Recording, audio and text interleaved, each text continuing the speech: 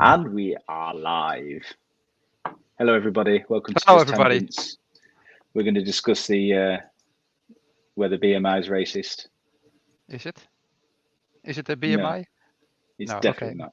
Well, thank you for coming, and see you next time. No, Yeah. wait. So I believe in really contra just tangent fashion. You made a presentation. Yep. I added this picture.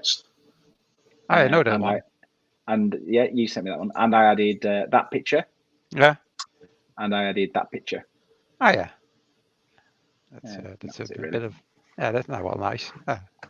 But I just figured on Streamlabs, they must have added this at some point recently, where you can add PDFs and just flick through them. What, you don't need to stream from your own PC, risking the fact that people see your taskbar and your name in Word, or? Yeah. So I don't have an iTunes situation.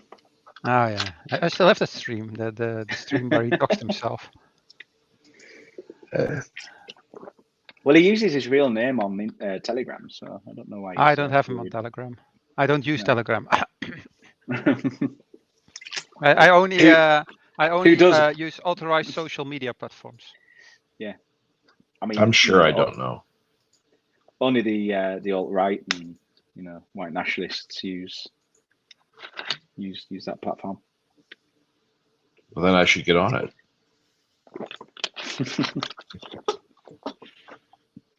But yeah. I'm not per se a nationalist, as in I don't think that every nation should exist. I think we can do away with some nations. I think we have too many. Yeah. But some nations definitely do need to remain as it is. Like I think that the UK needs to remain to be a nation. I'm definitely a UK remainer. Yeah, I've added race to the list of words that I'm just going to stop using. I think we should just stop using the word race, and it should just be nation. Well, then how are you going to describe a situation when two people compete? Nations competing.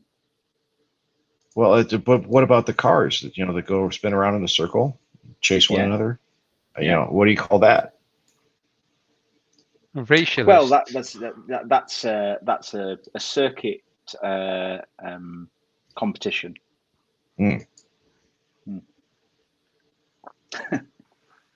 What do you do when you have like a state machine which is unclocked, and then you get a condition where you can go depending on timing in one or other state? I seriously doubt Quackhouse is aware of what that is. Yeah, you are. I am. Yeah, but that's because I'm a programmer. Yeah. So I assume you're not an engineer, Quackhouse. No. It's them artist again. I am some kind of not quite jack of all trades, master of none. Oh, a red mage. A what? A red mage. So in Final Fantasy lore, you have like black mages and white mages, and black mages are specialized on elemental magic, and white mages are on healing magic, and a red mage is a bit in between, bit of both, but not really good at either. But for people who can't choose. I don't speak nerd. No, you don't speak nerd. No. It's like a second language to me. I'll just go back to painting my Warhammer figures then. Yeah, and talking about anime. Yeah, I don't know. Anime is degenerate. Should read The Economist. I don't know. I didn't see anything wrong with Anime Fletcher. She was a nice girl. Who's that? It's Anime. Yeah, no. But who's that? Yeah. It's Anime Fletcher. She's an anime I knew. Oh. Right. All right. Not a famous anime. No. This is different than an MRA? I don't know any Anna Maries, except for the one that was recast lately. All right, I know an Anna Marie. I know an Anne Marie. Yeah, or maybe it's the same one. I have known one, should I say? I don't know. She's no longer alive? I have no idea. Couldn't tell you. Was it the big Kiwi War of 2012 or? Yeah, could have been. Oh. I mean, anything could have happened. Yeah. What was her BMI? Let me think. I don't know what's that. Was she under white, normal white, or over white? I'd say she was normal white. Normal white. Yeah. That's rare nowadays. Most people are over white or oblong. Makes dating very difficult. Yeah. Mm. Yeah, it is. Should you date an oblong? No, I wouldn't. No, it's probably not worth the hassle. They want you to go places and do things. Refill that trough. Well, the issue is all the secondary health considerations. At least that's my main concern. Mm. Yeah, it makes you more susceptible to things, doesn't it? Makes you more susceptible to bloody everything. And certain nations are more susceptible to certain things.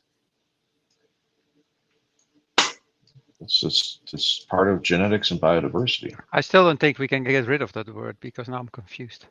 Yeah, I know. It only works when they're in. If people move, I suppose that's when you get the problem. What you want to say that we need a government policy where everybody has to live in their own part of the world, or? I don't know really. People should be allowed the opportunity to live somewhere good, I suppose. Right. I'm not implying that there's anywhere bad.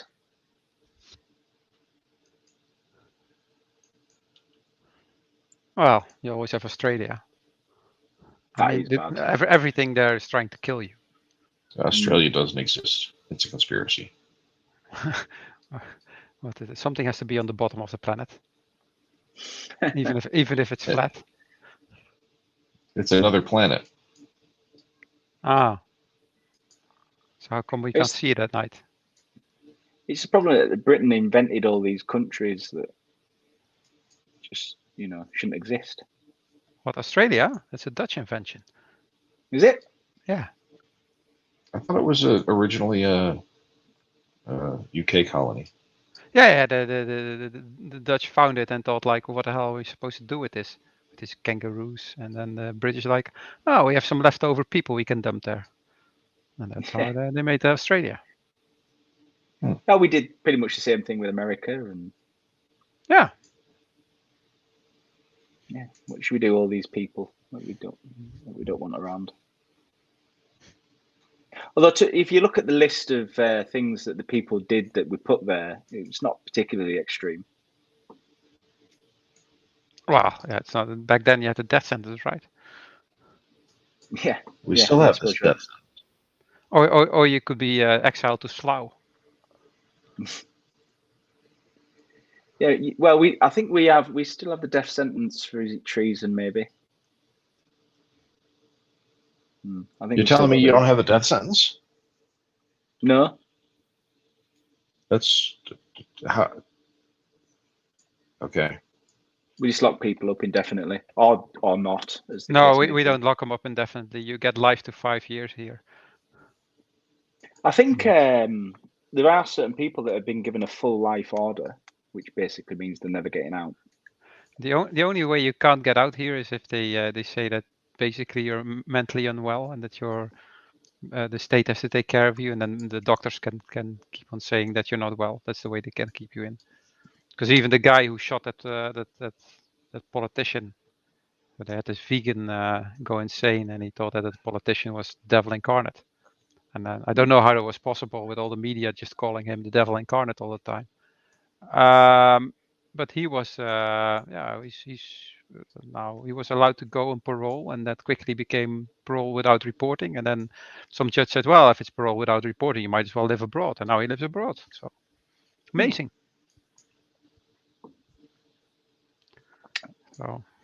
No, here it is. The last executions in Britain were 1964. Oh. What's the reason? Well, it's in the Guardian, so you'll have to take it with.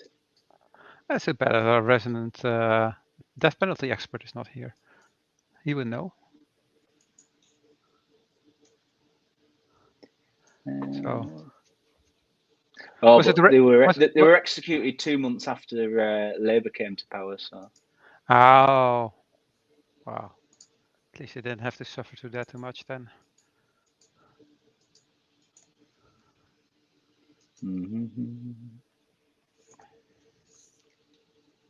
Yeah, I really, really wonder what happened to that island.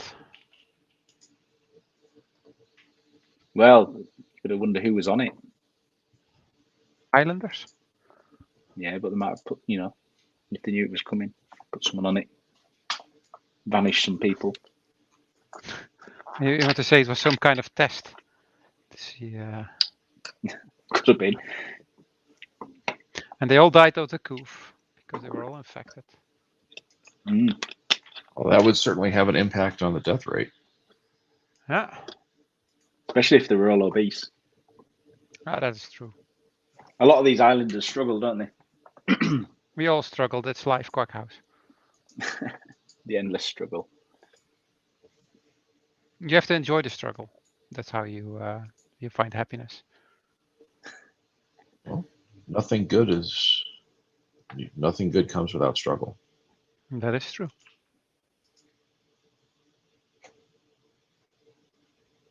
Yeah, something given has no value. Is that literally from the book or is that from the movie? Because I remember Michael Ironside saying that, but I think it's from the book. I think it's in the book. I think haven't it's one seen of the it few yet. things that is in the book. Well, maybe it's not then, because it would have been early on. I don't know. Maybe it's not then. Maybe it's just in the film. Even so, I mean, it's an aphorism that's true, irrespective of whether it's in the book or not.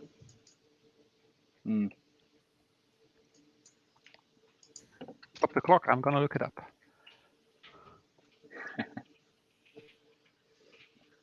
I mean, I like the film. I like the film and the book. The book's very procedural, isn't it? It's spends a lot of time telling you about the various ins and outs of the military and this running of the society in the military. It's not in the book. It's not in the book. No. Oh well.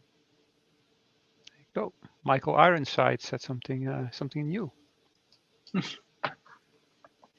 Again, it's not especially new. It's just true. What were you saying the other week about the asteroids in Starship Troopers being actually sent from the moon? I think it's all a conspiracy that actually the insects in Starship Troopers actually didn't do anything because they're not smart enough. They're insects. So actually, it was a conspiracy by the government that they launched this rocket Buenos Aires from the moon, where they have this big secret catapult controlled by a supercomputer. Actually, that's described in the prequel of Starship Troopers. Which is the prequel? The moon is a harsh mistress. Oh, is that the prequel? I think it's a prequel. It makes sense. That has to do. Well, up till now, a lot of conspiracy theories turned out to be true. That's the theme of last year. Yeah. So I'm just gonna roll with that. What do you say to your conspiracy theorist friend? You were right. Yeah. Well, most of the time, it's just a case of I believe my scientists over yours.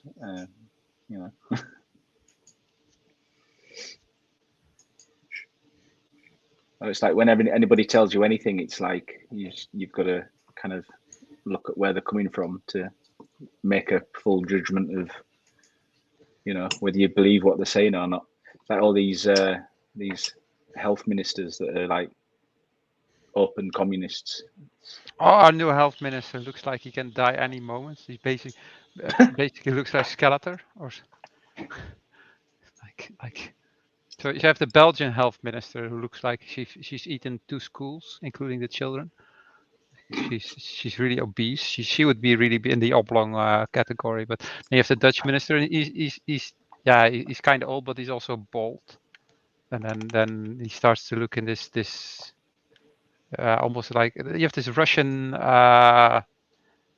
evil guy. If I can find him. What, And in the Dutch government? Yeah, I think he's in the Dutch government now. And I'll put it in stream. See if you. There. So he kind of looks a bit like this. So this guy kidnaps.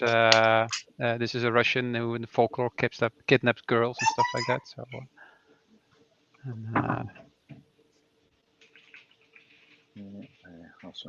So we had somebody else, but we have a new minister, and also he did his presentation, and he was what do you call it?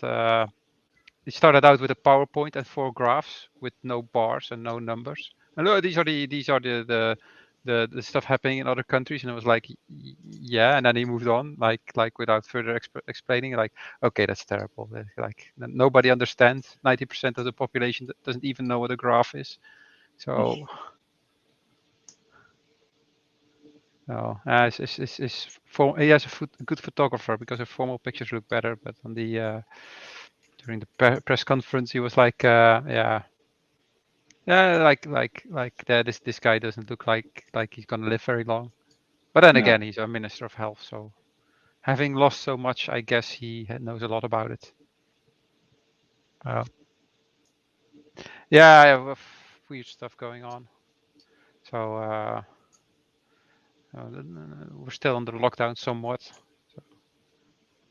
I thought you said they were going to lift it. They did most of it, so you can exercise again. And you can get some physiotherapy and things like that. But you cannot go out for a drink or for a meal.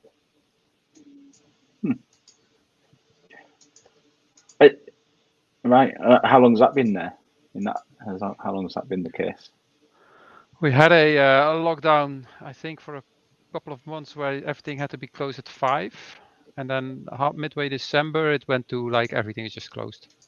And there were a couple of people were quite pissed because they got their booster shot really early on, thinking, well, if I have my booster shot, then I can still do everything. But they also could do anything. So yeah. So they didn't get didn't get their liberty back either. Yeah, it's almost like you're living in Canada.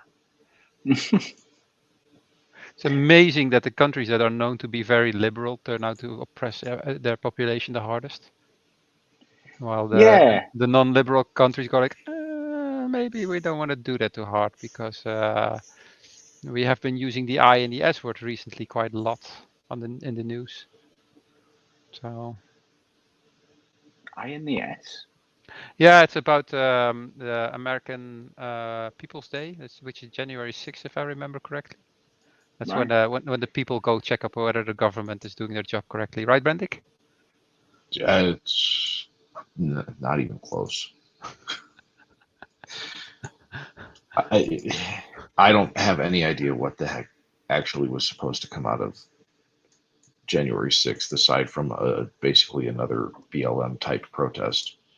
If anyone thought anything other than that was going to happen, they are woefully unprepared for reality. That's a nice picture, is it? So no, of course, a lot of people they either didn't know what happened, but yeah, just put a lot of angry people there and then not have any guards. What's going to happen? Yeah, just gonna take a look, see how far we get. So. And let me tell you, if Americans are actually serious about overthrowing anything, they're going to bring a heck of a lot more than flags and banners. Yeah. How can you have an armed insurrection without any arms?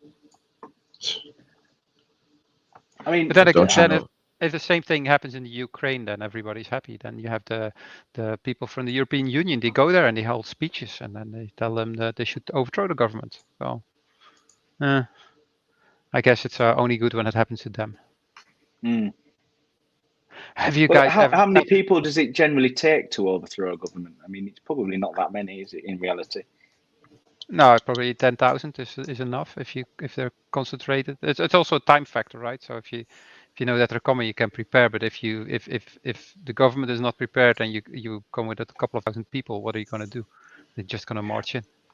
But when has a government ever been overthrown by its people Have you without the ever backing of? seen? Every time. Have you ever No, but I seen? mean, like without like the army, for instance. I mean, you could say, or when has it ever been the case that just France. the people? Romania. Have you ever seen the final speech of Nicolae Ceausescu? No. So he starts holding a speech, and this is classical communist speech. So he's long and takes a couple of hours, and he starts speeching and thanking people, and people start booing him, and he doesn't know. And they were like, okay, I knew there was unrest, but what's happening? And then people start storming the building and where he's in, the government building, and it ends that he has to flee with a helicopter. So and then he turns himself in, believing that the people still love him. So they put him on a tribunal, and then they had to hold a lottery who could be in the execution squad. So enough said. There was that much of a queue. Yeah, it was like who was he? People really didn't like him. So no, that's it was really an incompetent leader who didn't know what was going on. Luckily, we No. don't have that nowadays. Yeah. Yeah, all the leaders are beloved. Yes, our beloved leaders. Peace be upon them. Beloved me. But yeah, everybody keeps going on about partying in the UK. I've not been paying that much attention. Well, Apparently there was a party and now everyone's upset. Didn't Boris Johnson have a party because the Prince Philip died, or something like that, just before the what do you call it? No, he'd already died. Well, yes, yeah, I yeah. suppose it could be. Yeah, It was the day before the funeral, and everybody had social distance, and they had a party. I mean, you need an excuse to have a good party, don't you? And the funeral's a pretty true. good excuse. Yeah, well, usually funerals are really fun afterwards because you see all your family, and then you start talking, and then when all the burying and the stake through the heart thing is done. But Well, that's why they call them funerals, because they start with fun. Yes. FUN. Except for the really strictly religious in the Netherlands, they just say, "Oh, there's no cake," and then you just have to go home. Like, okay. So, and then obviously you've got certain groups that use funerals as like business opportunities. I thought those were weddings. Grave diggers? No, they're definitely funerals. Well, they're probably both actually. Lawyers? No, like the Jippo types. The Chippo types. Chippo. Pikeys. Gypsies. Oh, Romanians. Maybe gypsies. I wouldn't have thought they would identify as Romanian. Romani. There's a difference, yeah. Well, they're from Ireland generally. I mean, Oh yeah. Well, they're from everywhere. Don't they travel? Yeah, but I'd say that they've probably been in Ireland long enough to be just classed as Irish. For that matter, they're pretty much, they've been everywhere long enough to be classed as wherever they happen to be. Well, I don't know that there are a lot of traveling gypsies anymore, and nor have there been for like the last, I don't know, a couple decades. Yeah. At least. I mean, by that metric, he hasn't been where they are long enough. Ireland. Hmm? Ireland. Weren't they neutral in the Second World War? Ireland? I can't remember. I have no idea. Depends which bit. Not Northern Ireland.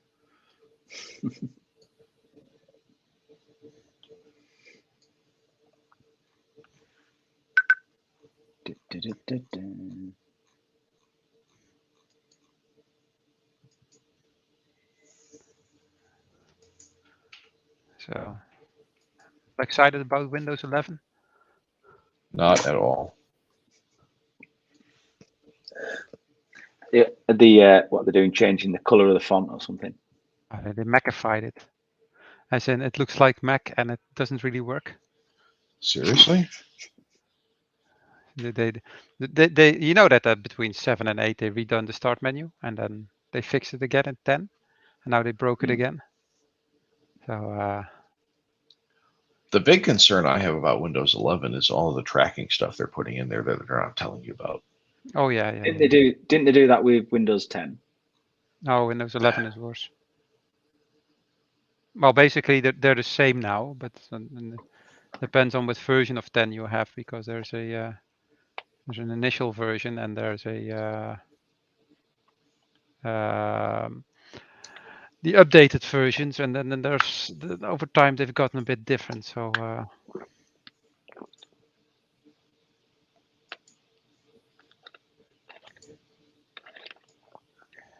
Yeah, I mean, my son's old PC keeps informing every time I try and do anything on it for him. It keeps informing me that it's not eligible for Windows 11, or it can't run Windows 11. I'm like, you I go, don't really then you care. go like, oh no. Yeah, no. That's a good thing. Yeah, and that's a good thing.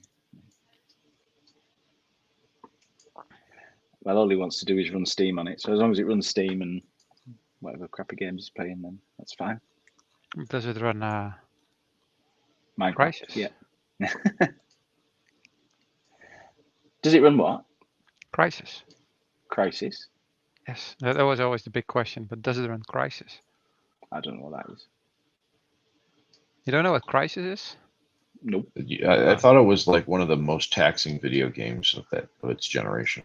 Yeah, it's out on the Switch, so that says enough. Right. It used to be like you had this Uber gaming rig when you could run Crisis on Ultra. Like if I ran it once on Ultra and I had like 3 frames per second. And I'm like, okay. That's enough of that. Let's have a look what Crisis is like now. But they remastered it now. Yeah, let me have a look. No. And then we get the Crisis Remastered Trilogy, which includes Crisis 2 and Crisis 3. Hello. Hello. It's a bit annoying that there are no names on screen, which makes me guess which of the anonymous circles Why is there no names on the screen? I don't know. It's me. Because you've been screwing around with the preferences. Yeah. I have not. You literally told me that was what you were doing. Yeah, but I didn't mess with that.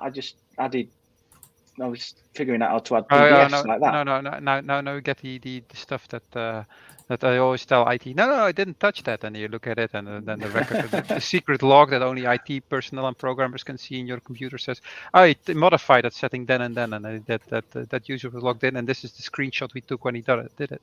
The camera took this picture when he did it, and it shows you being really, really confused, like pressing buttons.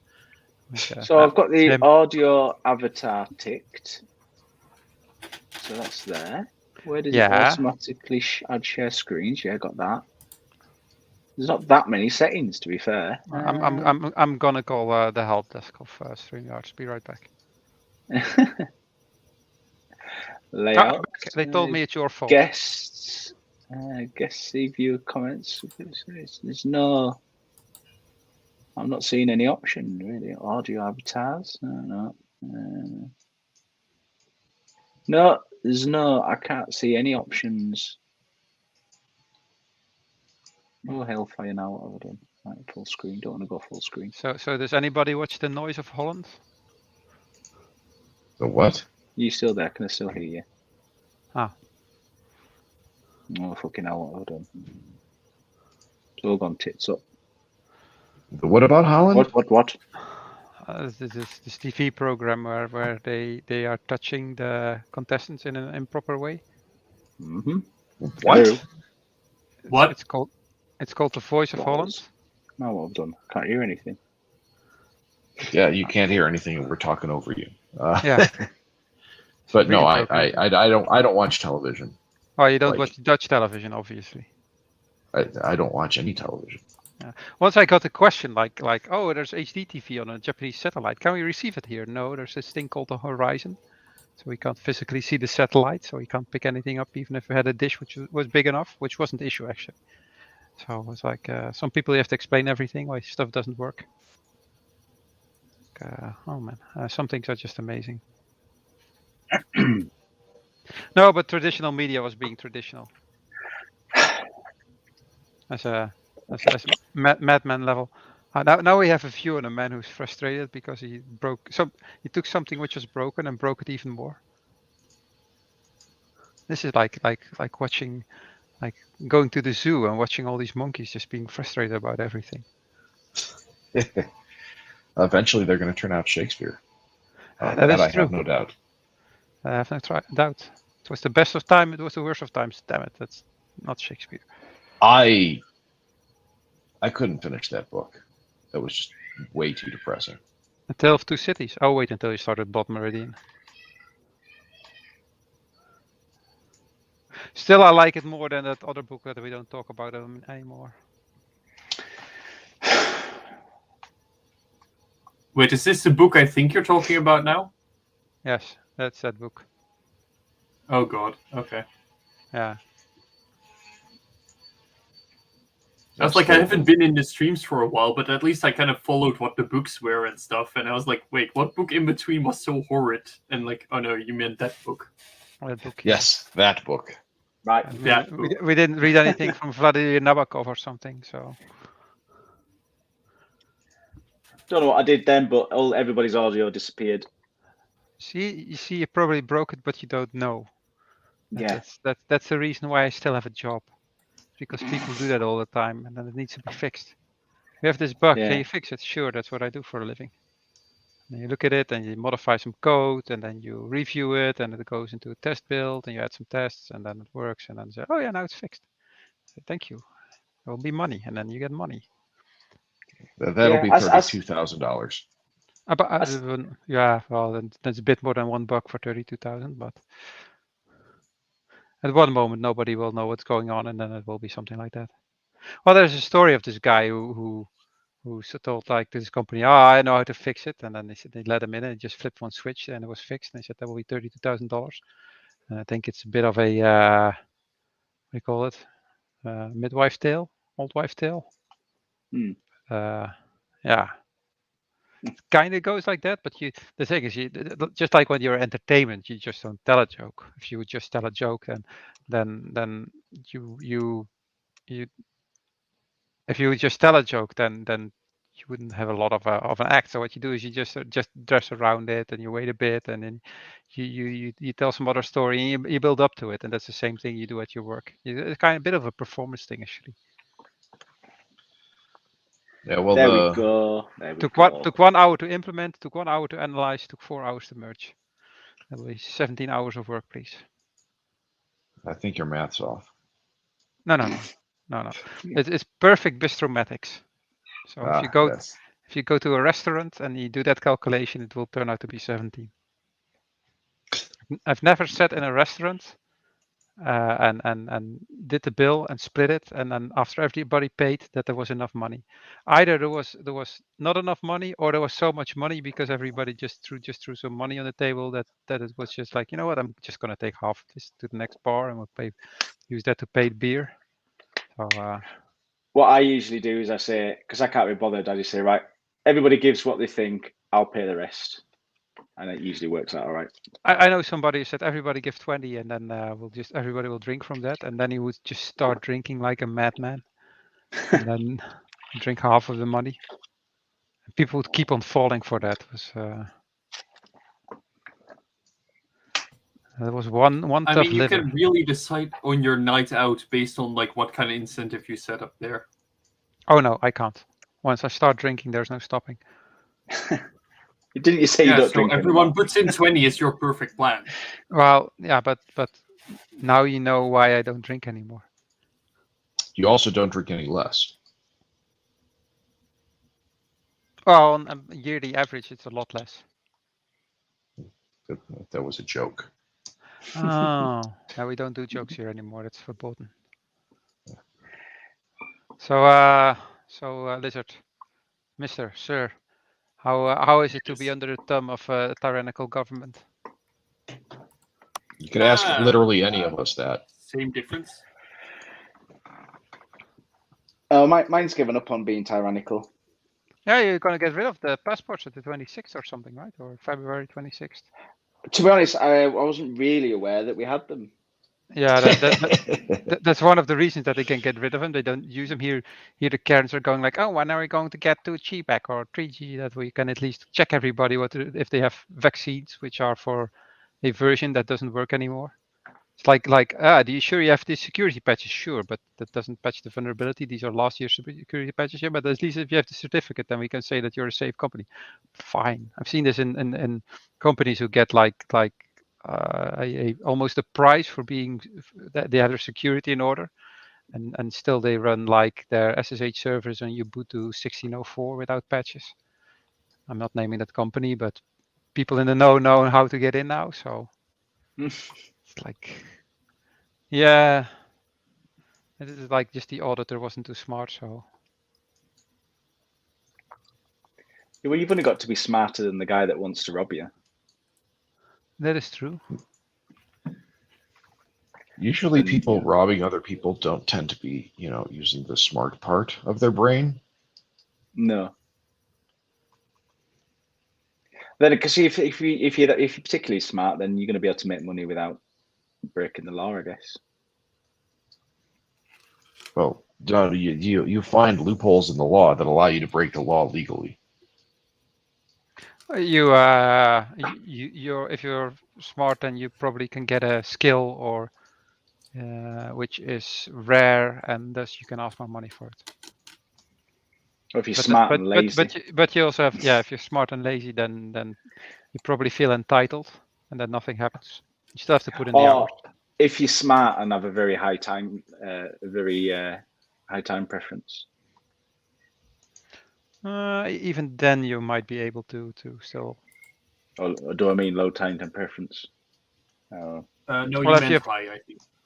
High time preference means you will not wait. Low time preference. Yes, I was right then. Yeah, I was thinking people with low time preference tend to be more successful, as in that they will just not spend all their money and just invest everything, which is a good strategy regardless of how smart you are. Mm. But then again, if you are low time preference, then you're not gonna think like that, whether you're smart or not, I guess. You don't care. You just I need it, and I need it now.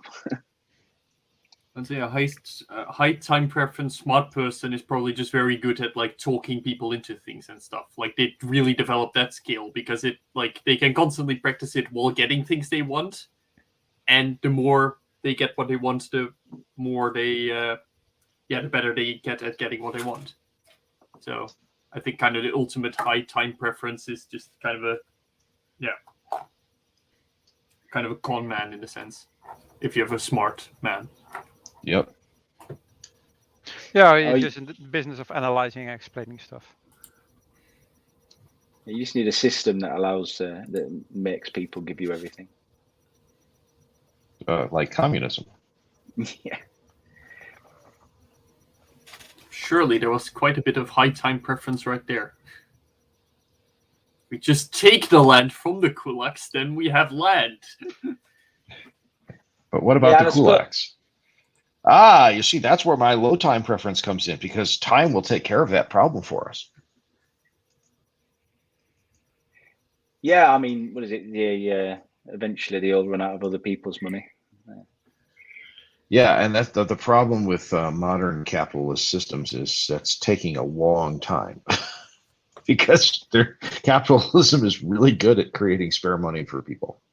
Well, fractional banking is really good at making new money. I mean, it's very good in general at creating excess, isn't it? I mean, that's just what it's good at. Yep. What do you mean, the surplus production? Yeah, I mean, if you want to create if you want to have not enough of something, then socialism seems to be great. Again, it's the whole, Socialism is great because somebody has to lose. But I mean, all these countries that like a lot of socialism, Even the more successful ones like France, you know, they're finding. Bite your tongue. Bite my tongue. France is not successful, and it hasn't been successful at bloody anything for. Well, it's relative. It's relative, decades. isn't it? It's successful compared to places in Africa or, you know, South America. Well, they have vol au vent. They do have vol au vents. Well, the word, or is it one of those Flemish words? It sounds a bit French.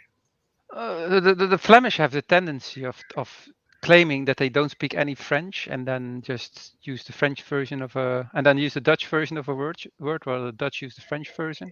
And then for some words, they just use the French word. Well, we have a perfectly good Dutch word, like tournevis, or plastron, or remorque, or whatever.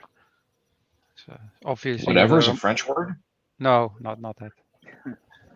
Obviously, a remorque is an aanhangwagen, which is funny obviously. because we had a store which sold those in the village I came from. But then every time when somebody went to the next village to drink and they came back, they would write the letters BAN in front of it, so it said banaanhangwagen, which was really funny, and they did it every week. So I'm not going to translate that joke. Screw you. But the French are as part of the anecdote, you know, the French are relatively successful, but they are now finding that their socialist ways they're having to like increase retiring age and things like that, you know, because they're realizing they're not going to have enough money to cover all the promises. No. You can't, as a republic, a modern republic, you cannot run out of money. Actually, the French can. They can? Yeah, because they use the euro, and they are not responsible or capable of manufacturing their own currency. No, that's true. Which is why having the U.S. keep its own sovereign currency has been so bloody important. Sure, you don't want to join the euro? I'd be more than happy to join the euro if it got us to change our currency to something more solid. Yes, more solid. That's what the euro stands for. Definitely. Yes. So compared you would to like the US, so you compared would to the dollar? You would like to have a currency which is backed by assets. So you actually that currency would be linked to something like silver or gold or oil or whatever. Mm-hmm. I mean, Ideally. relative to its size, the Dutch treasury still keeps quite a bit of gold. Yeah, but we can't get past that dragon anymore. It's grown too big. Just give it COVID and hope it runs out of puff. Nah. Poof. She had COVID, but she's quite new. Oh no, she went to defense. That's true. Who's on finance nowadays? Who's on first? Well, it's all run by managerial women anyways now. So we have defense, and she didn't know the difference between a major and a lieutenant. And who's who? So they jokingly gave her a game of Stratego to find out. You know what the difference between a major and a lieutenant is? Yes. What? Who? No. What's the difference between a major and a lieutenant? In which army? All of them. Oh, what's the difference then? The difference between a major and a lieutenant in every army is the lieutenant actually cares about his men, while the major cares about his promotion. Like major. Wait, the major cares about? You kind of broke up there for me. The major cares about his promotion. Major. Fair enough. Yeah, because major is the first rank of field grade officers in every army, where lieutenants are actually command troops. Is there a difference between a lieutenant and a lieutenant? No. Just the pronunciation of you Brits.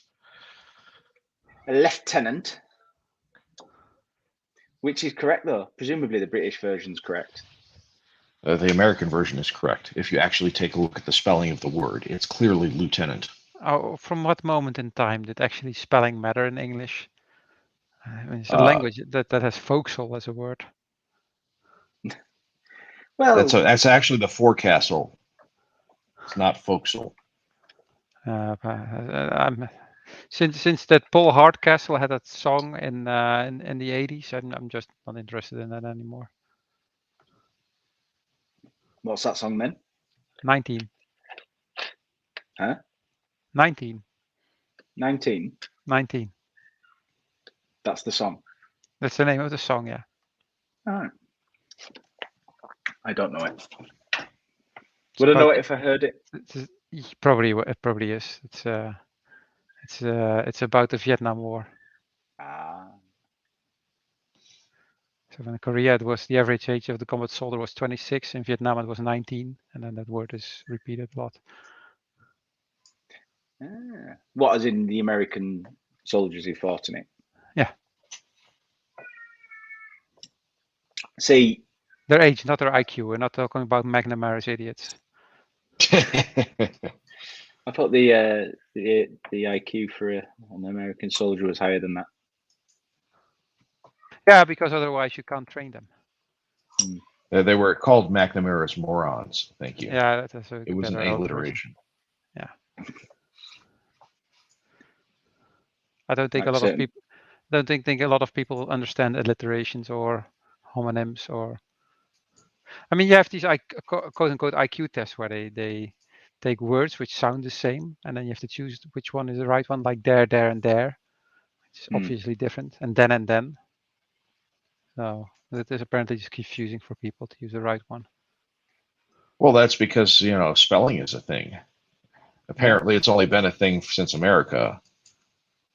But you guys have spelling competitions, don't you? Spelling bees. Yes. Why is it a spelling bee? Because it used to be based on like a sewing bee, or it's basically it's an exhibition. Yeah, but why is it a bee? I don't know. I don't know the etymology of that word. All right, then. I'll let you off. I do know etymology is the correct term. Spell negus.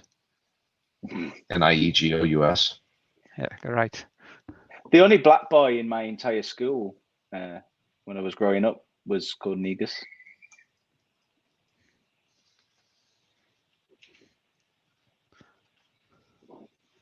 True story. I believe you. And then he died of some kind of drug overdose. When you were at school? No, slightly after. Ah. It was a drug overdose. I could be besmirching his name there, but I'm pretty sure it was a drug overdose. It was something to do with drugs. Boy, yeah, he did not die gloriously. No.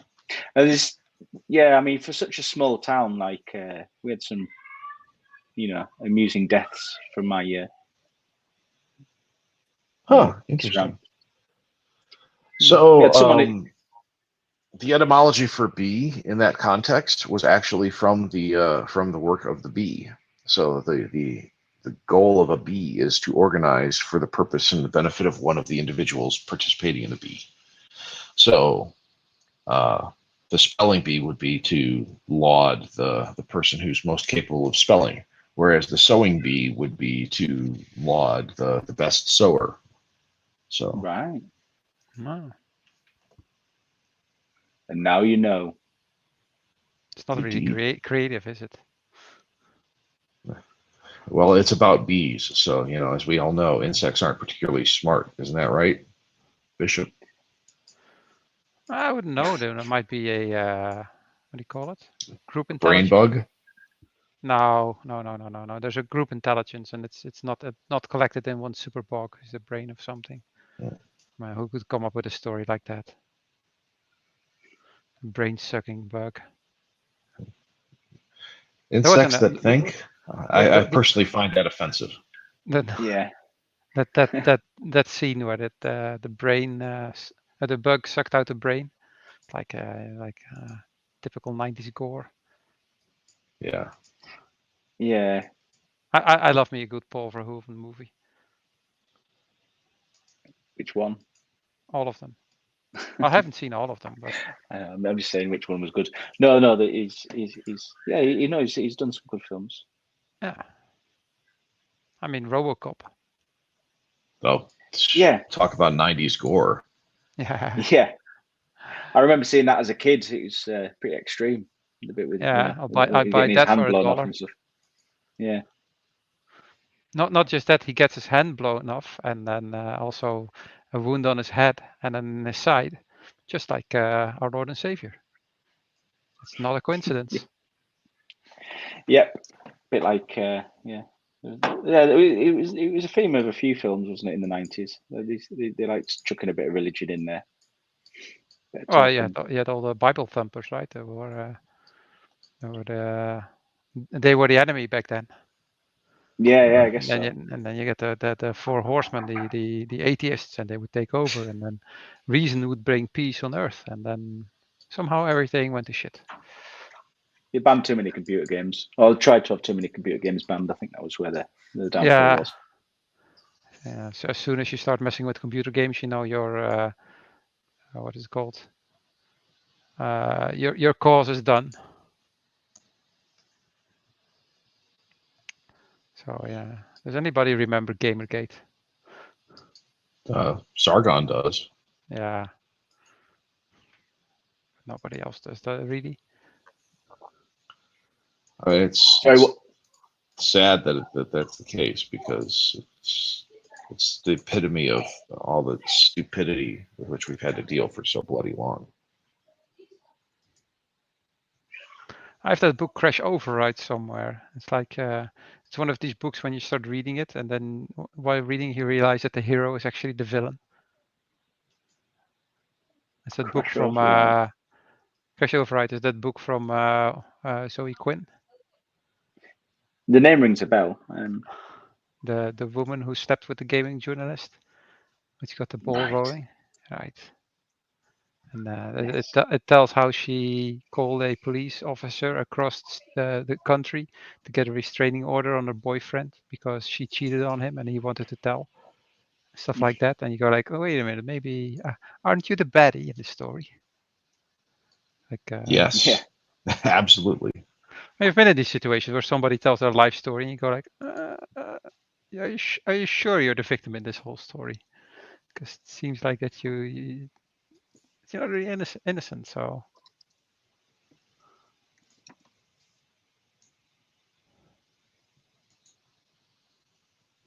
now they got satellite pictures of Tonga. 2 islands are completely gone. Oh my god. Wow. Wow. Let's have a look.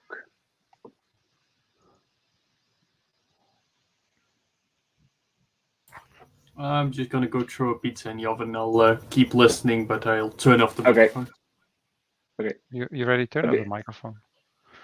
Oh, there's the picture. Yeah, I see. So when he throws in the pizza, do you think he will do it from like a real distance, or is it a metaphor? No, because I had a flatmate who would really throw a pizza in the oven. Yeah. From what distance? I think it was like 5 meters. Frisbee it in. Wow. You had a room when you were in a flat with someone else that had a it's not really 5 meters.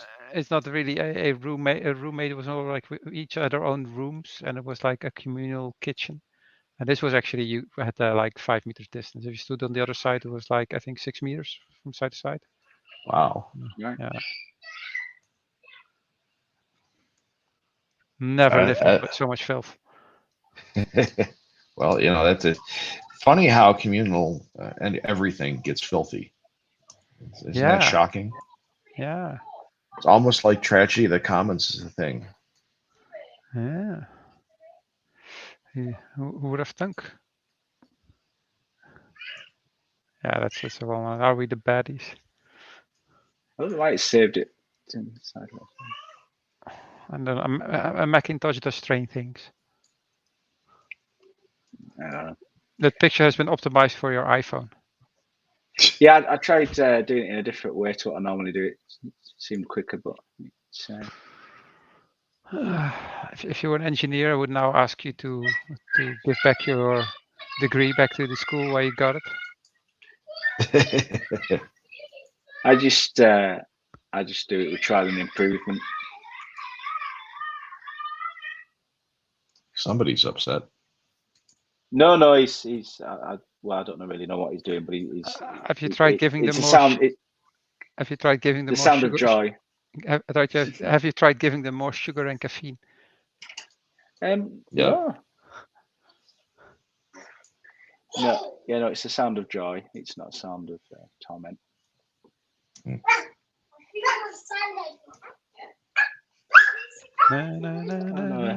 Everybody's here now. That's great.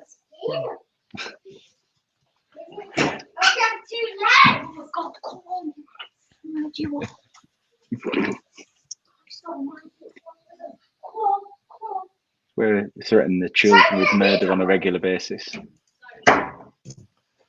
Yeah, but you keep doing that and never murder anybody, and they'll figure out you're just lying. I know. It's terrible.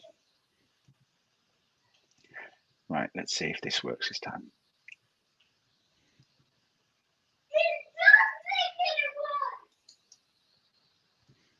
There you see, it worked that time.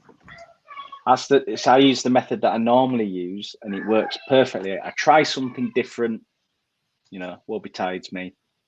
So that's take a look what happened to Apple. Yeah. What happened to Apple? They thought they'd think different, and all of a sudden. What was the slogan of Google again? Don't be evil until they changed it. Yeah. What did they change it? Did they change it to anything? Yeah, they changed it to okay, be a little evil. I think they're about ready to change it again. Having a slogan just sounded like a bad idea because then they have to commit to something. I mean, that was during the time frame when corporate culture and corporate mission statements were the thing. Which is just ridiculously stupid. I remember that you had to be world excellence. So what do you want I want this company to be world class. Okay, what does that mean? In reality, we have to be world class. Yes, but in practice, what do you mean with that? And they do. It's like talking to a wall sometimes. Yeah, so it reminds me of the whole Fight Club, the managerial scenes. Yeah. Can I get this icon in cornflower blue? Yeah, it's got a little bit of an obsession with cornflower blue, hasn't it? Yeah. It was one of those teams. But the more colors there are. Yeah, the more down that slippery slope of degeneracy the society is. I mean, why we need cornflower blues beyond me. Why do we need more than one color blue? Exactly. Why do we need blue? Why were pink shirts for a while the managerial rage in the Netherlands? I don't know.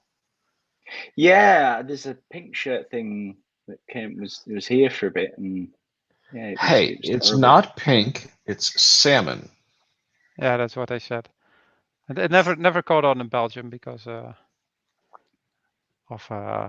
forbidden. Because you have testicles. Yeah, I guess no, because the Belgian male only wears gray. It's like to so they can hide in their natural environment. Like when you're driving in a Belgian city, then it's very hard to avoid all the guys who are crossing the street because they just blend in with the asphalt. Well, when I think of the Netherlands, I don't really think of like colourful things. Apart from maybe the orange thing that they do when they're at sports events, but well, yeah, unless you run into managers, they have very colorful shoes nowadays. Like our previous minister of health, yeah, that was like you have this China which has this particular blue on it, which you call Delft blue, and now they have shoes in there with that kind of stuff. So they print leather shoes, and that has become popular with managers. So if you see somebody with all these colorful shoes, you know, like, oh yeah, it's one of these managerial types. Like multicolored. Yeah. What, like? Show me a picture of these multicolored shoes. I mean, I suppose they've got a bit of form of the Dutch with funny shoes. Let me get some examples of our. He's nowadays minister of we call him housing.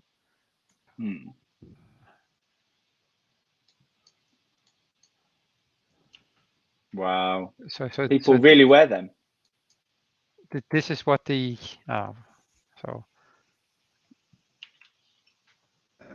that guy is the minister of what's the minister of health. He really wears, and those are his shoes. So you really know, like, God. Okay, yeah.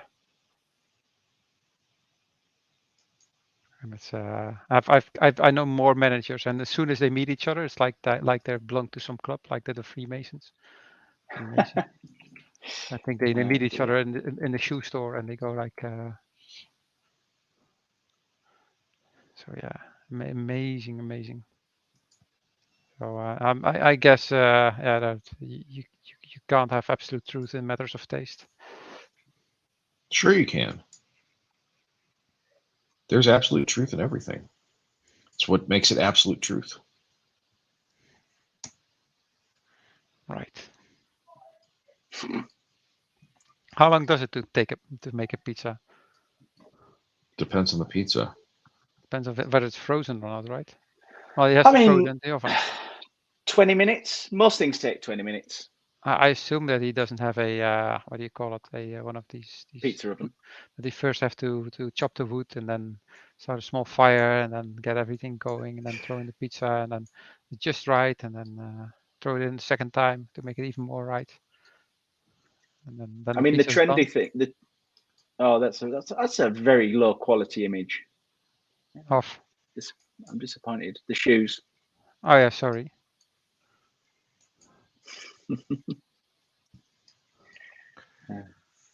Well, gents, I'm gonna get back to all the rest of my stuff. So it's been fun. Talk with y'all next week. Yep. We'll do a book stream. All right. Bye. Bye. Yeah, Mr.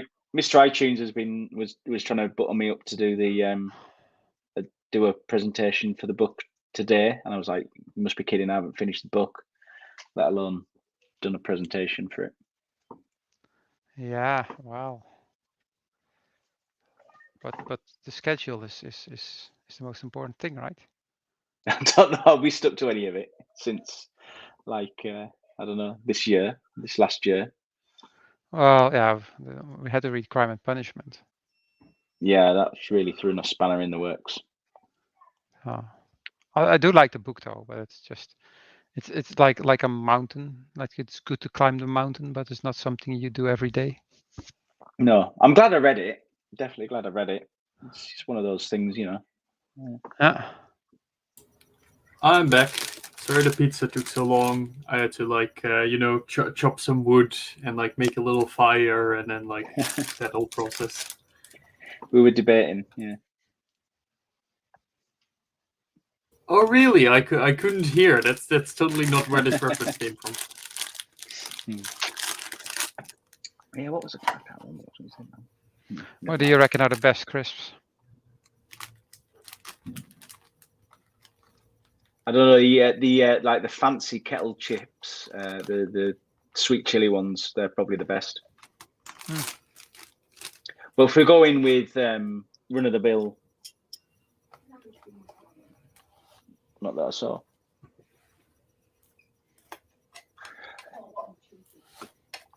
Too late. But yeah, if we're talking run of the mill like peasant crisps, then I think discos. Do you get discos in the Netherlands? We used to have discos, but they kind of went out of vogue early 2000s. Yeah, well, they're definitely back now. Discos, they're like a circular crisp. Oh, I thought you meant like. I mean, like I know where- onion where you rings, go but and I shake don't your think ass that's on what the you dance mean. floor. Yeah, no. We never had those. A disco in the Netherlands is like a discotheque. Yeah. Well, it is here as well, but we also have crisps called discos.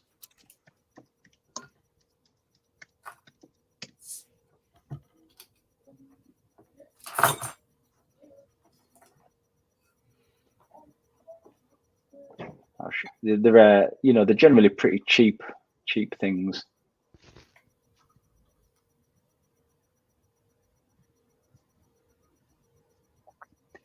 Do. What did you do to me?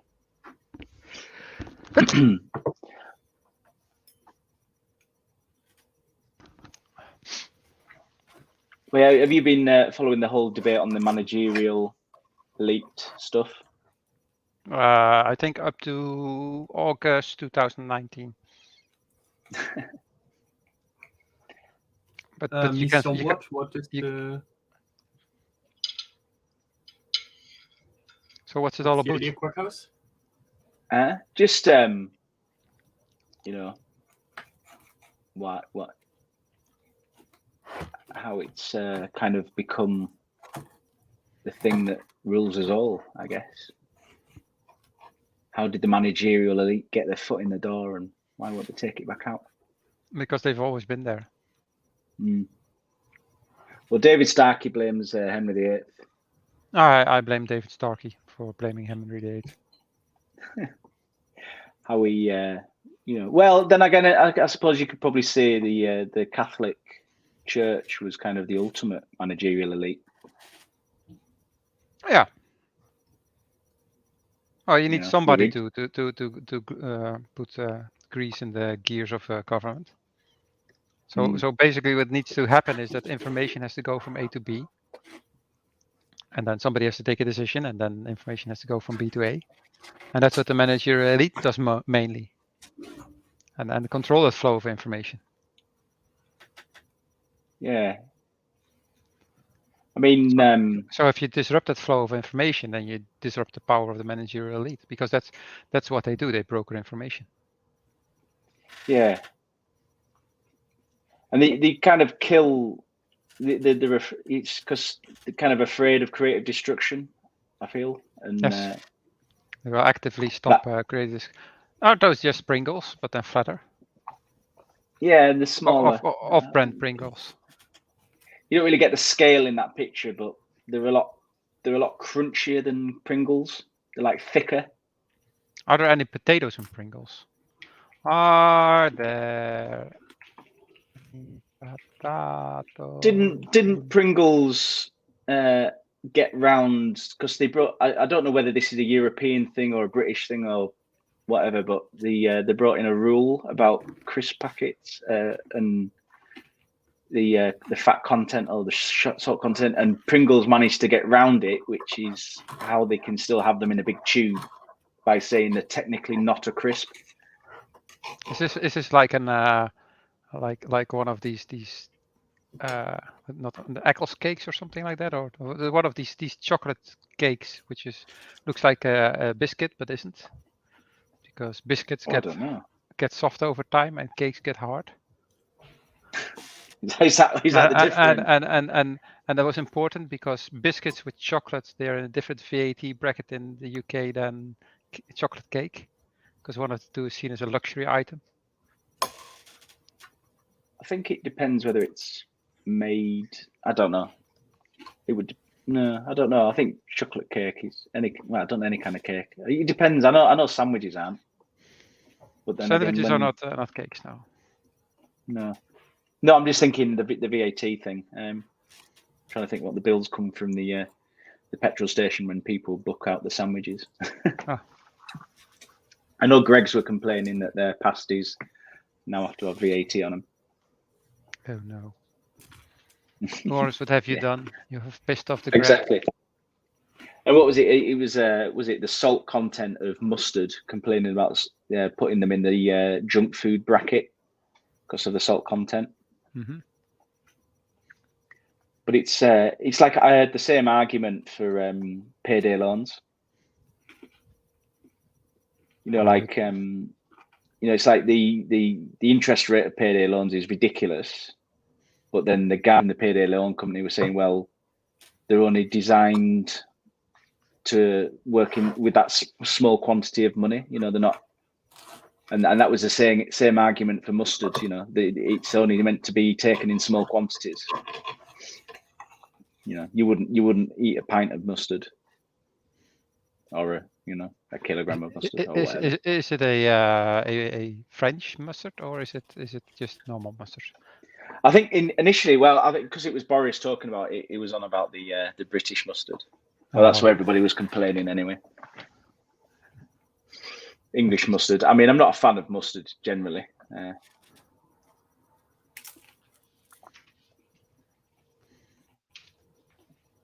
Yeah, you see these web apps on Apple OS, or whatever the thing is you're on.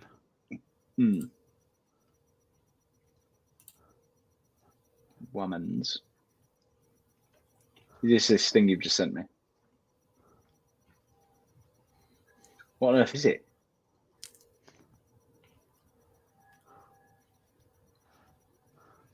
Well, I know your fascination with good cooking, like face. Is this why this demographic have many heart complaints and things? I don't know. I'm not an expert. I mean, it's a shame nobody will ever know what we're talking about. But yeah, back to the managerial thing. There was I like in terms of in fiction, seeing as we're a fiction club, that Ford versus Ferrari is a good the kind of slide of the real hardcore managerial elite kind of starting after World War II. That's when I feel it started in earnest. You know, it's like everyone got a bit of a break after World War II, and then all of a sudden it just kicked in.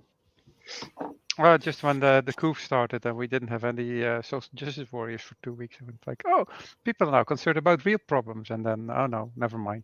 They were just reorganizing. Yeah. I mean,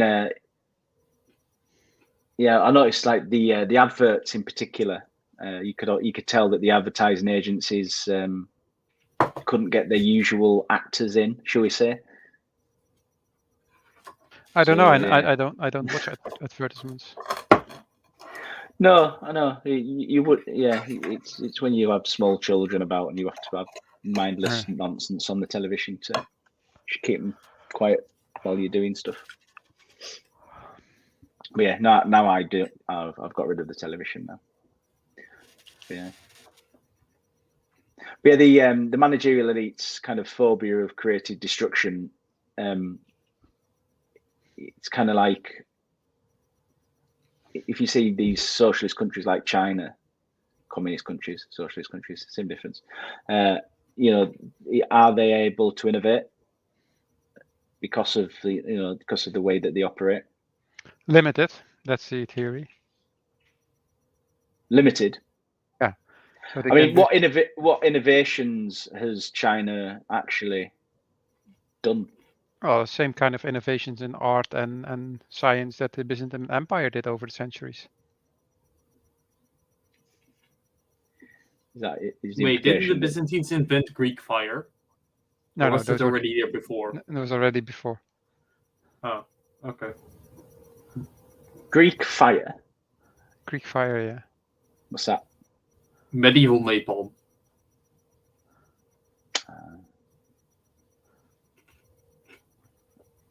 But yeah. I think it was not even medieval. I think it was much older.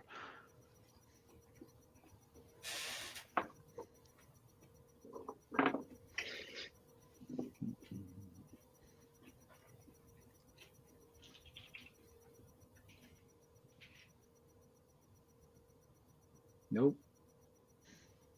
Oh yeah, it was from the Byzantine Empire, but it's a myth, so. I mean, The thing- didn't literally their enemies write about their ships being light to flame by this thing? Like, I don't know how that myth continues in your enemies. Like, that seems a bit Well, weird. let's say that you have a ship and you want to invade a Byzantine Empire, which hasn't invented anything in years. So you have technological superiority, and you're standing on the dock and you're going like, oh yeah, look, we're going to the Byzantine Empire. They're like, they haven't invented anything in centuries. We have technological superiority. This is all a piece of cake. And you cast off, and you first thing that happens is you run into a rock, and your ship sinks. So you swim to the shore just out of sight of the harbor, and you go like, crap. Are we going to explain this because we're so technological superior that's just this stupid mistake already wrecked all our ships? So you go like, no, let's tell them they had some kind of Wunderwaffe and that killed everything. Yeah, what could we do? Yeah, what do you think about a rocket? No, it's not really. No, they have some kind of fire they can throw and it just burns really hard and we didn't expect that, so we're not going to try again. Yeah, it's a good idea. Let's do that. So that's basically how that started. So did they invent anything? Is this what would have happened had Germany won World War II? Like, the story would have just been like, yes, the Germans definitely won because of those, like, V2 rockets and their, like, jet planes. Like, yeah, we never stood a chance. Yes. Did they lose? Fair enough. I mean, that's one of the. Well, it was the same with the First World War. I mean, a wise man once said that if you kill your enemy, they win. Yeah. So it's hard to argue with that, isn't it? Really, it's impossible to argue with that. It's a bit like the First World War, isn't it? That's, you know, the Germans kind of, after that, they were a bit upset because they felt like they hadn't really lost anything, but somehow they managed to lose. If you know what I mean. Mm-hmm.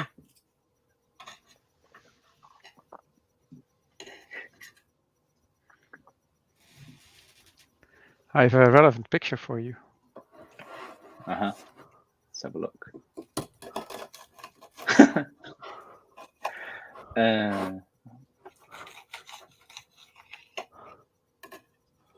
Holy shit. It's a very...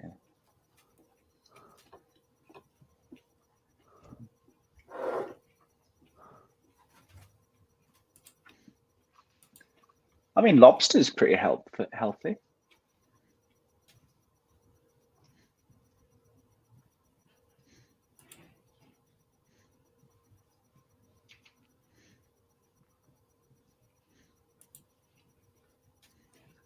Yeah, but anything in moderation, Quackhouse. It just it beggars belief, really, doesn't it? It's the whole body positivity movement. It's just sickening.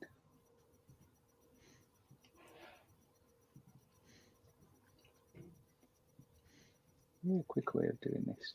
I'm just looking at volcano data right now. Yeah, I'd done it kind of. Have a good day. Did you feel the pressure wave? I did not. It's a good way to start 2020. What year is it? 22. Yeah. Yeah. All the twos. Well, not all the twos. Most of the twos. Terrible twos. Yeah. We're mere 2 centuries away from all twos. Yes.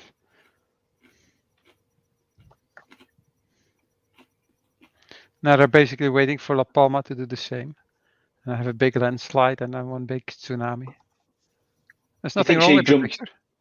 Did she jump in the water and cause a tsunami, or was it? You connected to the volcano? Oh, you. That is the sad thing is, I actually imagine she thinks she looks good. Here's a view from the top. Yeah, she probably thinks she looks really good. And that's other people that, but that's a bit of a thing, right? To let my frame of reference be dictated by others or by myself.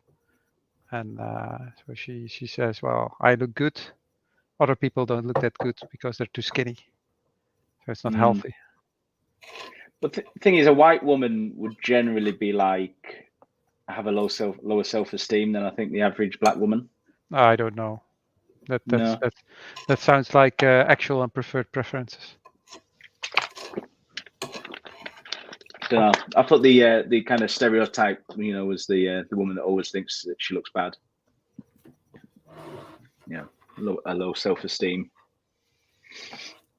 high neuroticism. I don't know. That would imply that I would know a lot about a lot of women. So No, quantum mechanics are more my thing. probably best. I'll get rid of that Simple picture. It stuff. was upsetting. No, it was not upsetting.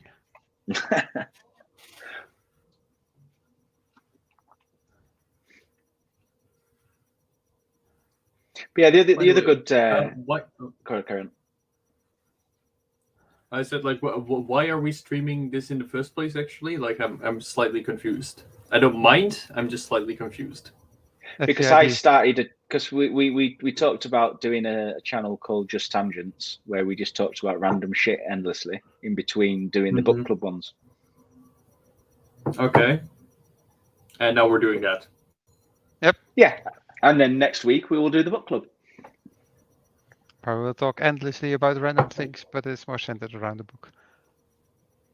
Or at least I try to get the whole thing off center. It will be Blood Meridian, which is a very interesting book. Yeah, I started reading. Okay. Are you? Oh, what letter are you?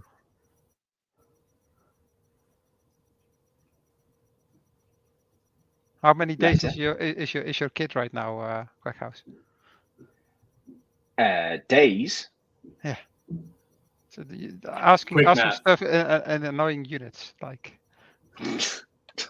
Well, it starts out when they talk about babies, they talk about how many weeks they are, and I always have to convert it back to months because that makes sense. I don't know, the number of weeks doesn't tell me anything. So asking somebody how many days his kid is like, oh yeah, we stopped counting at 5, I think. Well, the baby's like 16 months, something like that. And the boy's 7 years. So not even 1,000 days for the baby. No, she's pretty fresh, I guess. She's not yet been beaten down by the patriarchy. But you'll make sure to do that, right? Oh, yeah. I mean, now, at the minute, she doesn't know that she shouldn't hit her brother over the head with a plastic sword. So. Fair enough. But, she's already got a sense of humor, so that's good. Well, it's not something you can learn later. No. If I poke this, it causes the other person to scream, which entertains me. Yeah, there's a lot of screaming in this house. Yeah. The question is who started it? It's usually me. I have a habit of winding the children up. And then they just back it up with that, they shouldn't be so sensitive.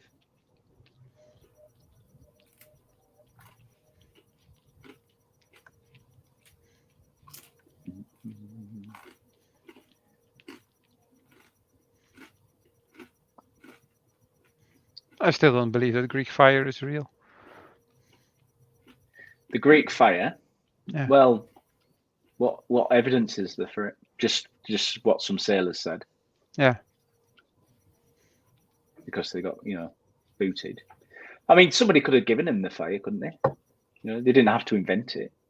That would make sense. I mean, it could just be. Let's have a look. Greek fire.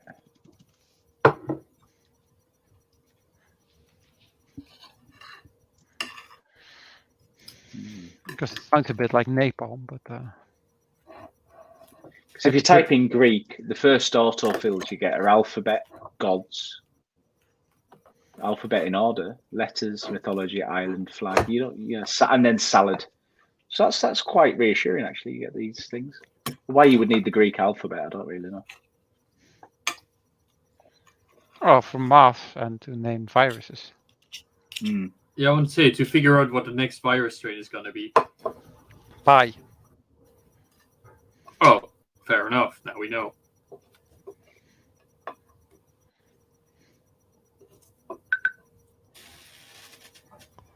Did anybody see the speech of the God Emperor? Is this the one that he did today?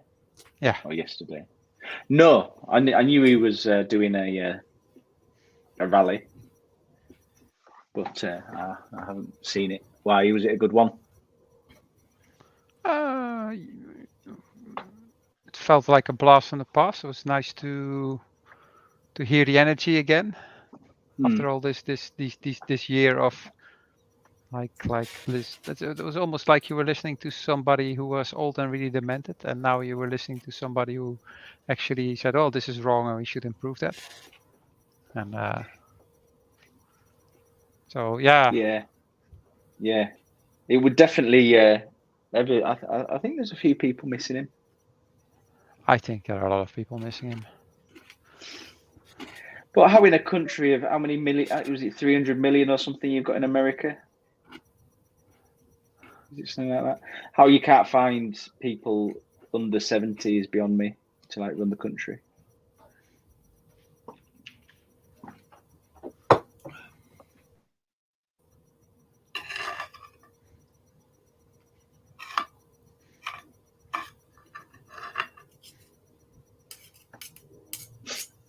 I mean, with like the papacy or something, it kind of makes sense to pick old guys because that increases your chances of also getting in.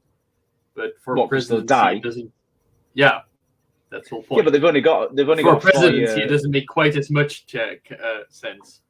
You don't necessarily want your side's guy to die. No. While in office, at least. That's why they always pick old popes, isn't it? Yeah. Well, I don't want to be a wise guy, but as far as I know, the old pope is still alive. Yeah. Yeah, the interpope. Well, the new pope is actually having health problems, so might be that he. Oh, he is. Yeah, apparently he's not doing that well. No, that's true. But then Benedict XVI is 94 years old, so I'm 5 years younger than Betty White. Yeah, I mean, some people, like what's that? Pardon?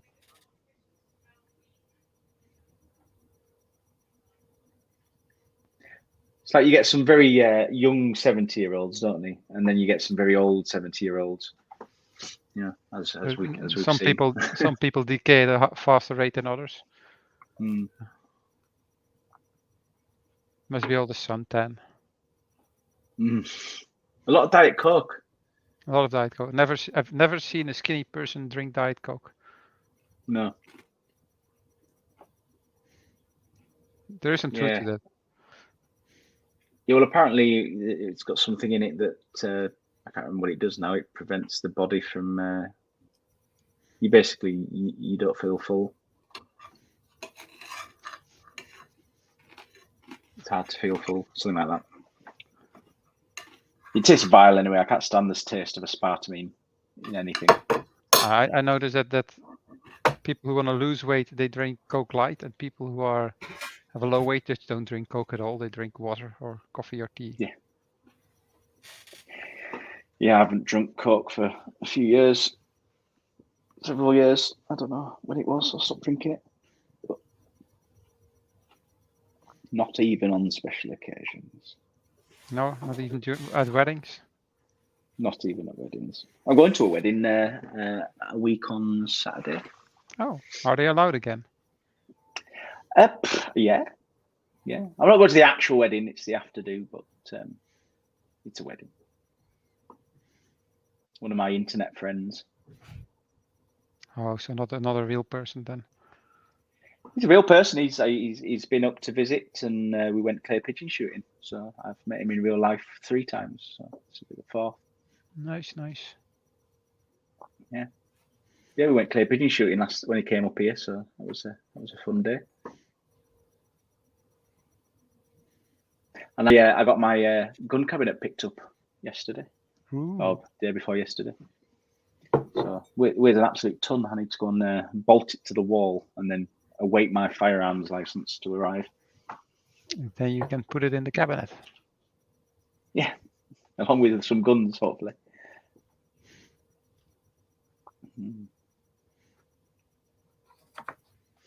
Yeah, those. I told you, didn't I? Those two local idiots that bought the handguns online got 9 months in prison, or one of them did, and the other one got slightly less.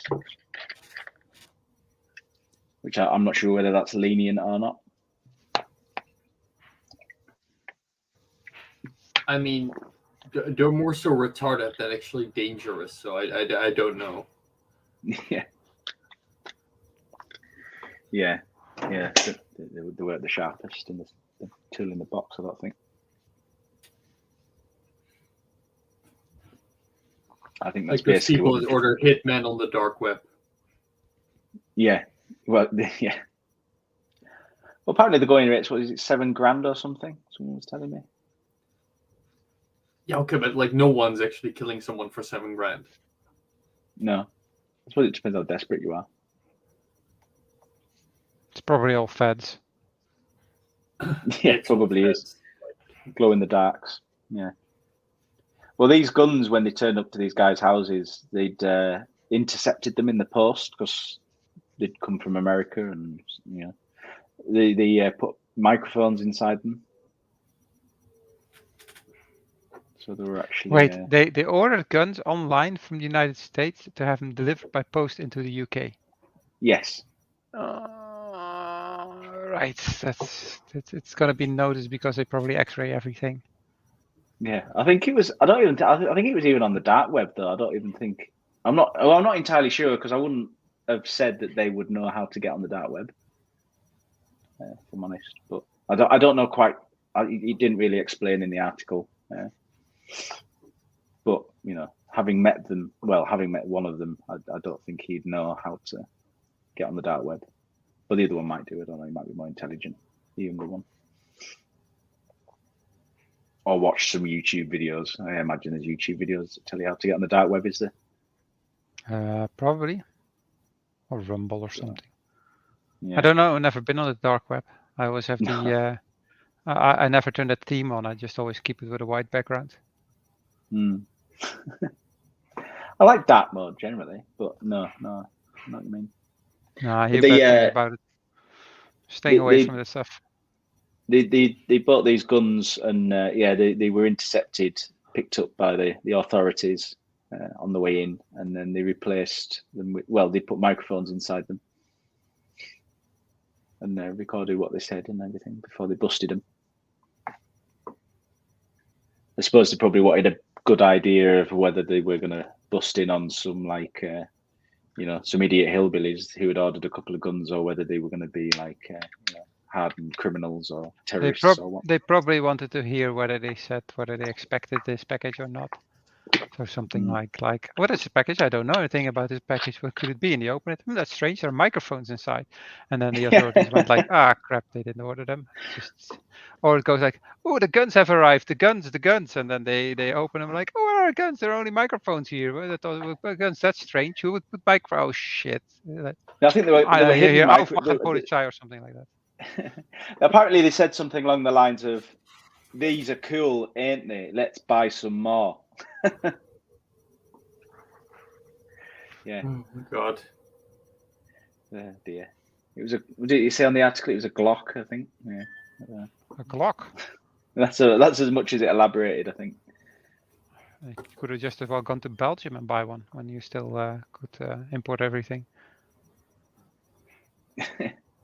I know people who've been on school trips to France and stuff and bought CS spray. Is it? Well, there's such the hovercraft. The hovercraft. Yeah. The hovercraft on the channel. Does that still run? I don't know. I remember from the 80s that it was the fastest way to get to the UK and not take a plane. That was before there was a tunnel. To be the fast you had to take the hovercraft. Otherwise, you had to take a boat. I once went with a boat. Twice actually went with a boat to the UK. The first one was on Calais, which was just like a couple of hours. The other one was just on the North Sea. So it took the whole night. Oh. Yeah, well, I've done that. I've done the Hull to Zeebrugge and the Hull to Rotterdam crossing quite a few times. Yeah. Well, yeah, it's fun. You drive. For me, if I driving to Dover would take like 7 hours or something. So I'm not going to do that. But yeah, driving to Hull, it's like 2 or 3 hours, and then you have a nice overnight crossing. Listen to some crappy band in the bar or whatever, and buy some cheap tat and try not to gamble too much or get too drunk. Yeah, neither of which I do, so it's fine. Wonder why the Guinness really tastes like water. Yeah, but no, it's fun. I like it. I like the overnight crossing. Plus, you can take your car. Back when you didn't have any internet, it was really like, okay, you're in a different world for a while. Mm.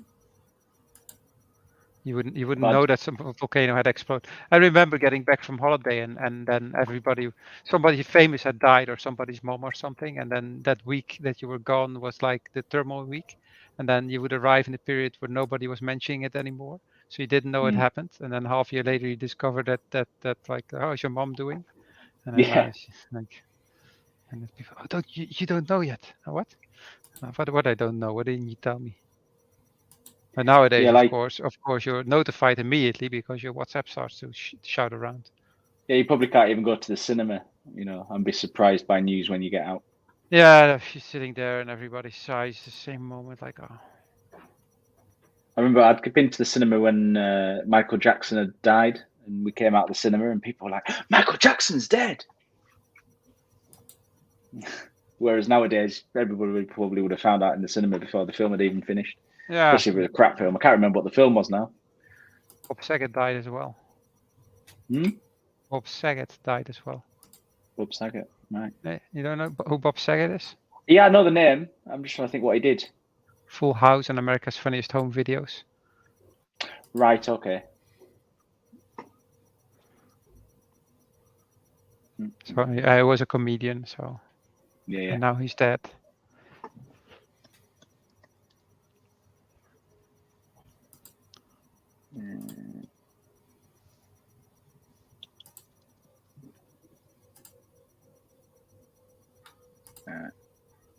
So I'm just looking at what film came out on the year Michael Jackson died.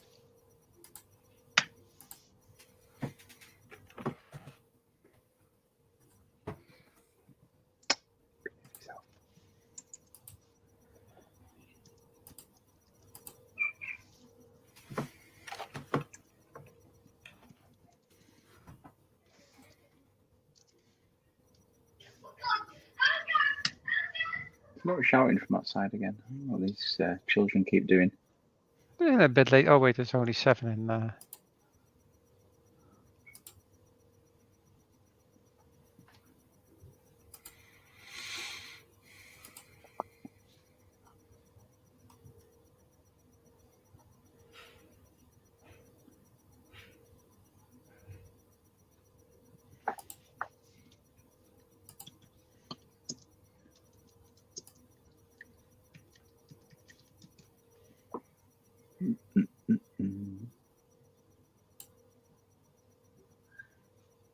Let's have a look. What films came out that year? Harry Potter, didn't see that. And the Half-Blood Prince. The Proposal, didn't see that. Inglourious Bastards, I don't think I saw that at the cinema. Avatar, it could have been Avatar. Brothers, no. Hangover, no, didn't see that at the cinema. Blindside, Watchmen, Sherlock Holmes. The Star Trek. There's a lot of quite good films came out in 2009, really. Or, a lot of films that I remember fondly, that weren't awful. And like the last 3 years. Exactly.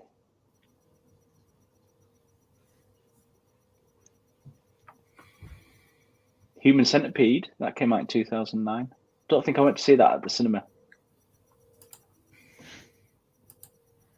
Sound more like a video. So, like, the films that came out in 2009 compared with the films that have come out in the last 3 years. So you got Transformers, Revenge of the Fallen, Twilight Saga, Christmas Carol, Friday the 13th, 2009 edition, Human Centipede, Night at the Museum 2, Surrogates, whatever that was, Terminator Salvation. It could have been that. That could have been what I've seen. Oh, I'm sorry. Public Enemies. I think I saw that in the cinema. It might have been that. It was awful. Oh, that would fit. Well, That would fit. Public Enemies. Yeah. Well, it was an awful movie. So Yeah. Fast and Furious that came out. Dogtooth, Angels and Demons. I think so. G.I. Joe, Ghost, Knowing. I don't know that one. District 9, that was a good film. that was a good film. Yeah. Lovely Bones, Zombieland, Girl with the Dragon Tattoo. Don't think I saw that somewhere. I Love You, Man. 2012, Law Abiding Citizen. I think I saw that at the cinema. Could be wrong. Have you seen that one, Gerard Butler? No, I don't think so. It's where he gets annoyed. Like in films, they'll do plea deals and stuff like that, and do deals with criminals. He gets upset with that, with that behaviour of the things, and he's the guy who kills his wife, maybe wife and kid, I'm not sure, and he decides to get revenge on like the solicitors and the judges and everybody involved in the case who let this guy go.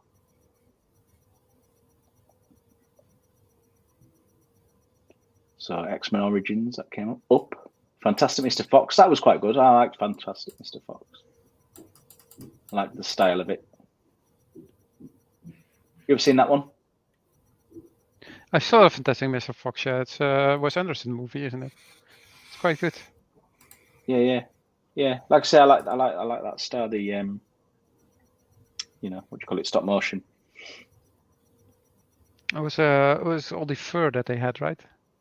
Like every time you touch the fur would rustle. So that gave it a more authentic look. Yeah, it looked. Yeah, it's good. It's one of those films that, like, it gets put on quite a bit in our house, just because it's something the kids can watch, and it's something I don't hate. So it's good. Time to stop being racist. Okay, good advice. Come back. Go away. No, it's time to fix our bedtime. Go away, boy. Go home. We need to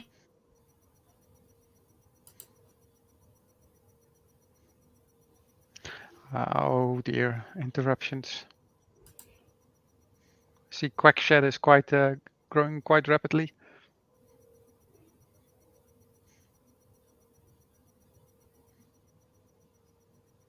Only I could lip read. Hilarious. He thinks it's hilarious. It's his mother's fault. I blame the parents. I blame the parents as well. Same here. Wait, what did he say? Stop being racist, or did I hear that? Yeah, no, he did. It's my wife calls the book club the racist book club. Yeah, which has become its honorary title. Yes. Yeah. Why would you stop being racist, though? Well, one of his school friends' parents said he's in something called the Cumbrian Anti-Racist Group or Society or something. Told her that I didn't like the idea of anti-racism. I was like, why can't we just not be racist? And she said she's never met anybody who's been against anti-racism before.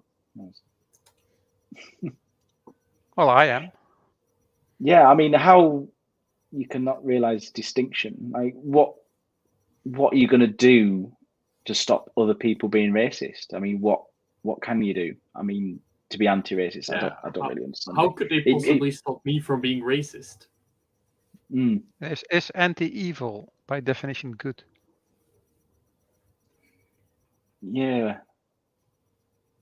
Or is anti-evil another form of evil? Exactly. I mean, in Because- the Second because World War, what the does Nazis were evil, the Soviet Union was evil, and America was evil. Therefore, all sides were good. This is how the logic works, right? But what they're actually proposing is segregation, which is ein richtiges Heim in Reichbeleid, which just means that every color should have its own place. Every race should have its own place, which is basically what Nazi Germany wanted. So I'm so confuzzled about it. This reminds me. Have you guys ever read the fascist manifesto on Wikipedia? No, I have a life. No. No, but like a friend of mine sent it to me. But like, if you show this to like university students, they'll have such a tough time finding any point they actually disagree with. Wait, let me find it. Oh yeah, but that's because the anti-fascists are the new fascists. That's why they also like the state to solve all problems, which is really fascist, right? Yeah. I mean, it's anything. What was it that the Muslim man said? The what man? The Muslim man from Italics, that band. Right. He hung out at the end in Rome after he had his tour of Italy. Don't remember him? No. Nothing outside the state. Everything in the state, nothing outside the state. Nothing against the state. So yeah, that's what the Muslim man said. So he was a friend of that frustrated German painter. So Austrian painter. Yeah. So. Well,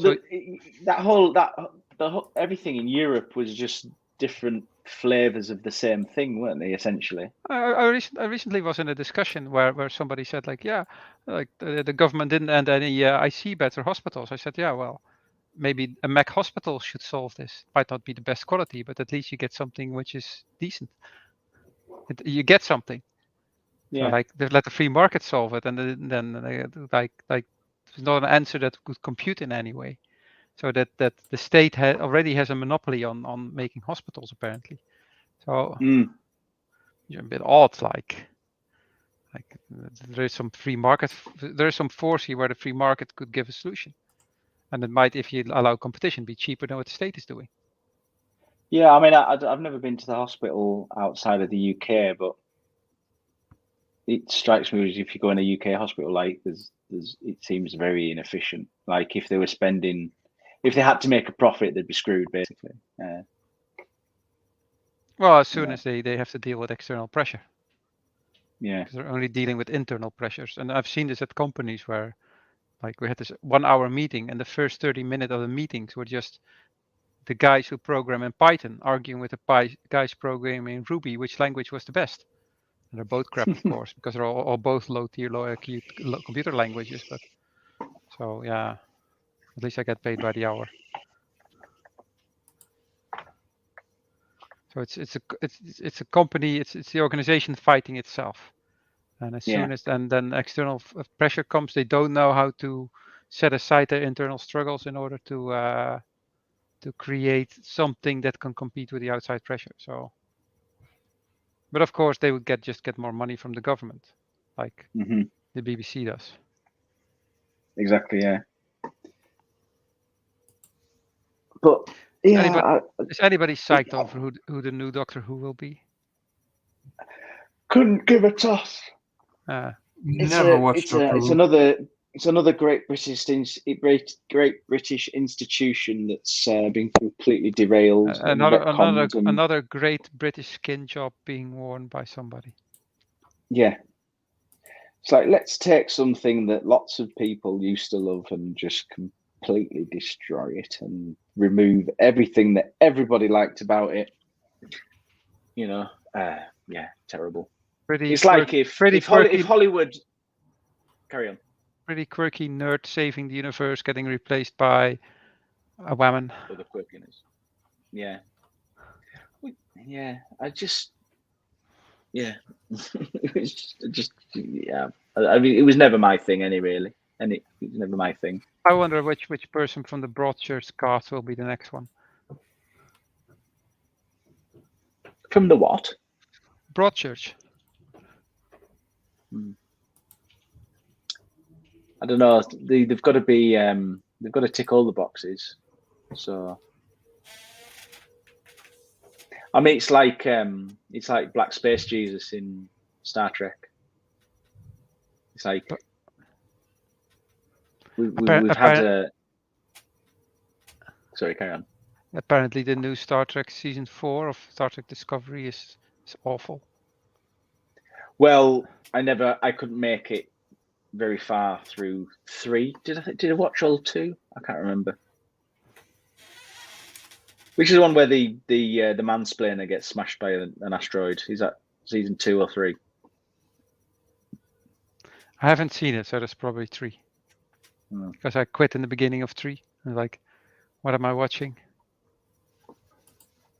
I did watch the first season of Foundation, but yeah, it kindly is like it's let's say that the series Foundation makes Starship Troopers a good adaptation of its book source material, because Right. at least it got many aspects right.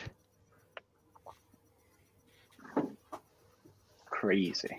They just I don't really understand how anybody watches any of it. I mean, someone must be watching it. They can't just be you can't just keep putting stuff out that nobody watches.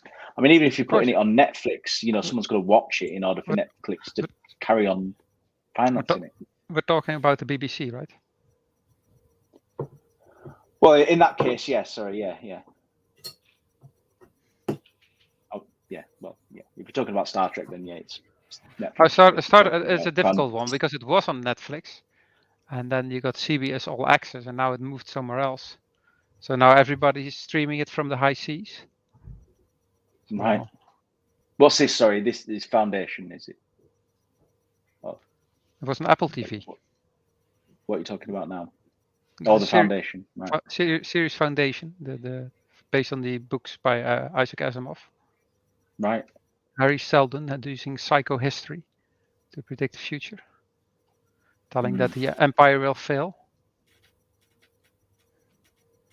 And then it turns into magic black women.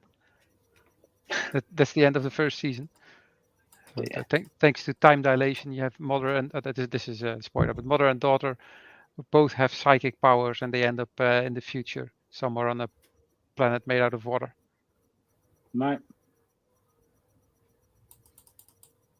Yeah, I think I'll give that one a miss.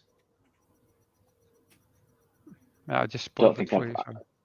I wouldn't say you've spoilt it.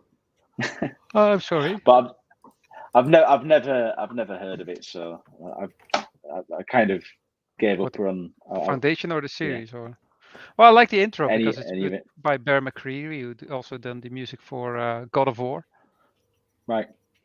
Which is also called Dead of War because it's the most the movie best game with a single dead in it, and it turned out to be Kratos. And that was a surprise. That was a good game.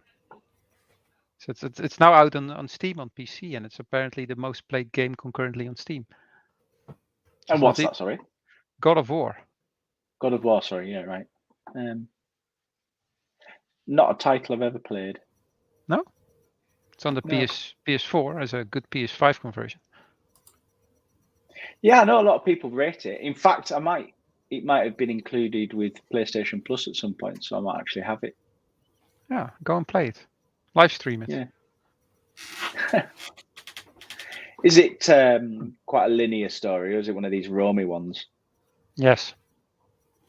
Bit of both. No. It is very linear, but you do walk around in a world where you can choose where to go. But yeah, the events are kind of. It's not like Elder Scrolls, so. But there is some backtracking. I'll be heading out. Oh. Yeah. I have an exam tomorrow morning, so You're still at school? I'm still in university, yes. What's the exam about? Human resource management. Oh, that's fun. God. Tell me more. Is that something you want to do in the future? Absolutely not. Do you like drinking and do you hate people? Because then you have a career in human resources. I mean, so far it fits. So, like, okay, maybe I need to reconsider, but, like, no.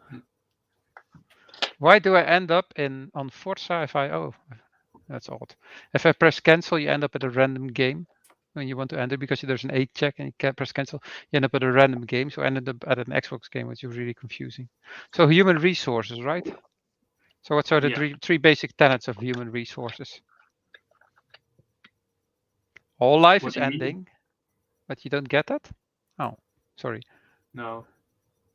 I try to spend as little attention on my human resource management classes as humanly possible while getting away with Well, it. human resources is basically that since life is ends in death anyways, the best thing you can do is just help them along. Help them to death. I mean, it does seem about accurate, but it isn't just for like the people managed; it's also for the people in the position. So like, No, I mean it's just people. helping everyone along. No, because if you don't hate people but you drink, then you should get into something else than human resource management. But if you hate people and you drink, then you should get in human resource management. There was this diagram where which basically was based on whether you drink or not and whether you hate people or not and what would be your best job. Do you remember the other jobs or? No, but I guess maybe if I find it, then I'll forward it to you. Let me see. Nice. Job advice.